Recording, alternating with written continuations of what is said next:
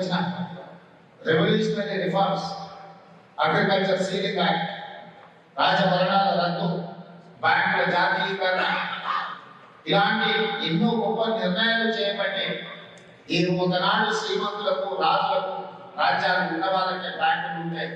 అత్యంత నిరుపేద కూడా బ్యాంకులో ఖాతా తెరవచ్చు, బ్యాంకులో డిపాజిట్ పెట్టవచ్చు, ఆ బ్యాంకు నుంచి రుణాలు పొందవచ్చు అనే విధానాన్ని శ్రీమతి ఇందిరాగాంధీ గారు మన దేశానికి ఇవ్వడం జరిగింది.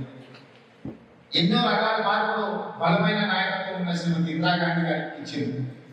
అదేవిధంగా వారి తర్వాత వచ్చిన రాజీవ్ గాంధీ గారు ఈ దేశం ప్రపంచ దేశాలతో పోటీ పడాలి అంటే ఎడ్యుకేషన్ అండ్ ఇరిగేషన్ కాదు, సాంకేతిక విప్లవం రావాలి అని మన దేశాన్ని కంప్యూటర్ని పరిచయం చేయడం జరిగింది. ఈరోజు సాంకేతిక నిపుణులు ప్రపంచంలోనే ఐటీ ఇండస్ట్రీని మనం శాసించగలుగుతున్నాం అంటే మన దేశానికి రాజీవ్ గాంధీ గారి కంప్యూటర్ని పరిచయం చేసాడు. ఇదే కాదు, ఈరోజు మన దేశంలో, మన రాష్ట్రంలో, మన గ్రామాలలో, మన తండాలలో, మన గూడాలలో ఆడపిల్లల చేతుల్లో కూడా ఐఫోన్ వచ్చింది. ఈ ఐటీ విప్లవం, ఈ టెలికాం విప్లవం, శామ్ పిట్రోడా గారు ఈ దేశం అభివృద్ధి పదం వైపు నడవాలి అంటే సాంకేతిక విప్లవం రావాలి, అందులో టెలికాం రంగాన్ని లిబరలైజ్ చేయాలి అని ఈ రోజు మన దేశానికి ఆ టెలికాం రంగాన్ని పరిచయం చేసింది. కాబట్టి ఒకప్పుడు ఆగర్భ శ్రీమంతుల ఇళ్లలోనే టెలిఫోన్ సౌకర్యం ఉండేది. ఎవరింట్లో ఫోన్ ఉందంటే అదొక పెద్ద స్టేటస్ సింబల్ ఉండేది.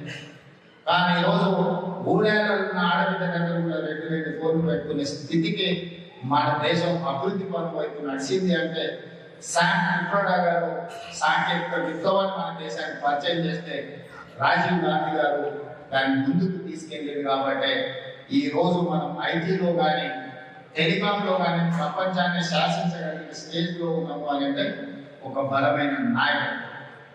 ఆ తర్వాత మన దేశంలో ఉన్న కోట్లాది మంది యువకులకు ఉద్యోగ ఉపాధి అవకాశాలు కల్పించాలి అంటే క్లోజ్డ్ ఎకానమీ కాదు, ఓపెన్ ఎకానమీ ఉండాలి.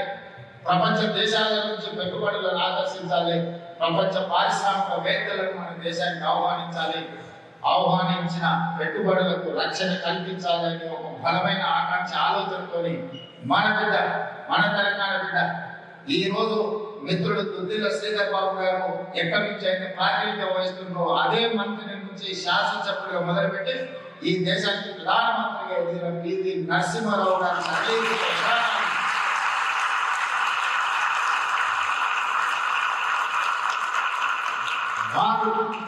భారతదేశంలో ప్రవేశపెట్టిన సరళీకృత విధానాలే ఈరోజు మనల్ని ప్రపంచంలో పోటీ పడే విధంగా రాణించగలుగుతున్నాం.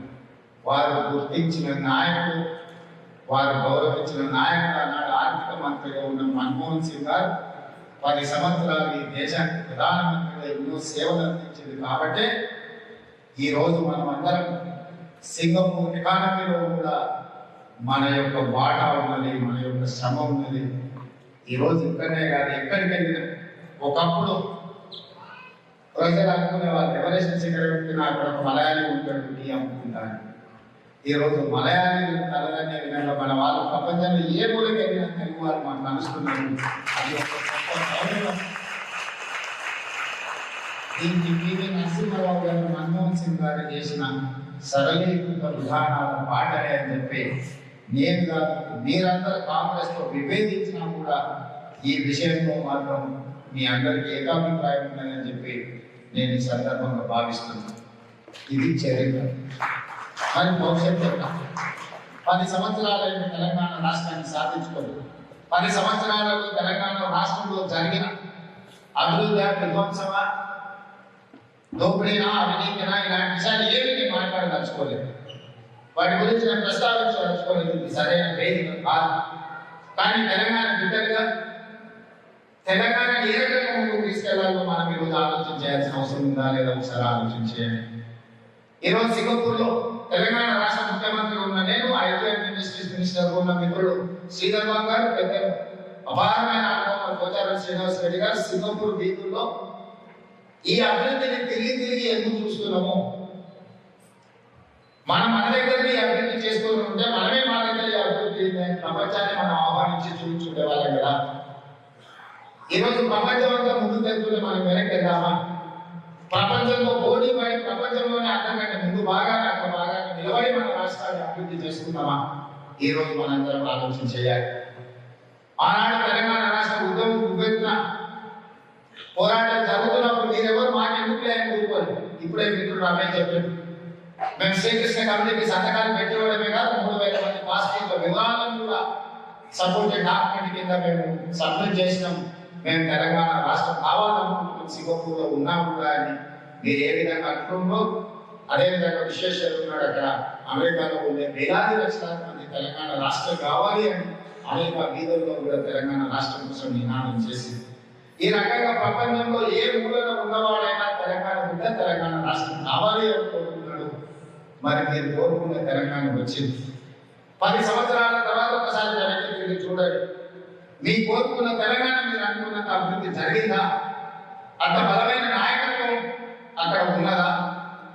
ఈ రోజు ఆ తెలంగాణని ప్రపంచంలో పోటీ పడేవారు. మీరు ఎక్కడికో వెళ్ళి ఎక్కడికో ఉద్యోగ ఉపాధి అవకాశాలు పొందాలా, లేకపోతే మన తెలంగాణ రాష్ట్రంలో హైదరాబాద్ నగరం నడిపొట్టుకు నిలబడి ఈ రాష్ట్రం నాది, రాష్ట్ర అభివృద్ధిలో నేను భాగస్వామ్యం అవుతాను, నాకున్న అవగాహన, నాకున్న విజ్ఞత ఈ రాష్ట్ర అభివృద్ధికి పెట్టుబడులు పెడతానని చెప్పుకోవడానికి పరిస్థితులు ఉన్నాయా? ఈ రోజు ఈ దేశంలో నేను మీ పొలిటికల్ ఎగ్జిక్యూటివ్స్ మీ మాత్రమే కలిసిన నేను శ్రీధర్ బాబు గారు నేను కలిసిన 40 సంవత్సరాలు 30-40 సంవత్సరాల క్రితం సింగపూర్ మొత్తం ఒక డంపింగ్ యార్డ్ కింద ఉండే, ఇక్కడ ఉన్న రివర్ ఒక కలుషితమైన వాతావరణంలో ఉండే. మేము పట్టుదలతో కృషి చేసి 10 సంవత్సరాల ప్రపంచ పర్యాటకాన్ని ఆకర్షించే విధంగా ఈరోజు అభివృద్ధి చేసాం. రేపు మీరు చూడబోయే సింగపూర్ నది ఒకప్పుడు కాలుష్యంతో పెట్టు విట్టాడుకుంటే దాన్ని ప్రక్షాళన చేసినది మా నాయకుడు అని గొప్పగా ఆ మంత్రి గారు చెప్పుకుంది.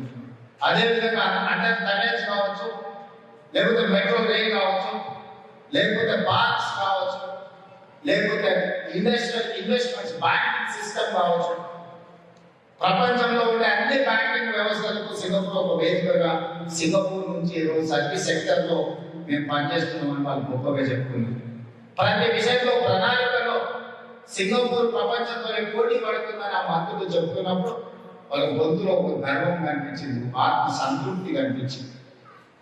ఈ రోజు సింగపూర్ జనాభా ఏంటంటే నేను అడిగాను, 6 మిలియన్ అన్నాడు, అంటే 60 లక్షలు.